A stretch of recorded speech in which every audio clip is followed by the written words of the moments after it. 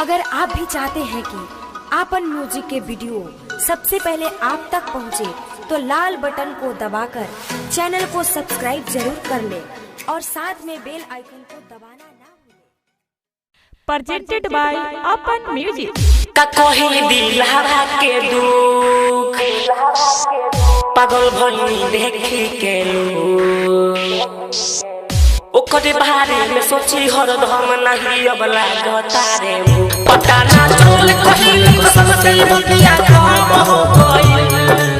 पढ़े जब स्कूल आली लगा के ओठ में लाली मुस्कान बसल हब हो गई, मुस्कान बसल हब हो गई, मुस्कान बसल हब हो गई, मुस्कान बसल हब हो गई।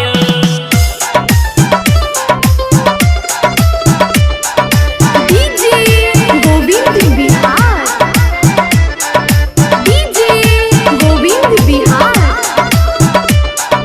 कवना माटी से ओकरा के सान के बनवलस, कितना सोचले होई ढेर रूप ही सजवलस। कवना माटी से ओकरा के सान के बनवलस, कितना सोचले होई ढेर रूप ही सजवलस। देखिले जब जब हंसीले तब तभी बतिया गजब हो गई। पढ़े जब स्कूल आली लगा के ओठ में लाली मुस्कान बसल हब हो गई, मुस्कान बसल हब हो गई, मुस्कान बसल हब हो गई, मुस्कान बसल हब हो गई।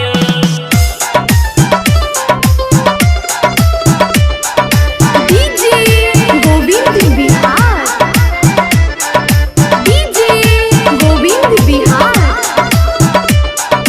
राइटर अनस हर जगह करता करे चर्चे, सुजीत सागर जब खाना खाली तब तब उसर के।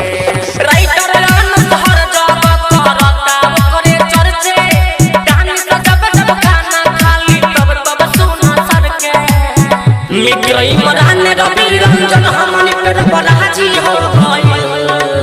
पढ़े जब स्कूल आली लगा के ओठ में लाली मुस्कान बसल हब हो गई।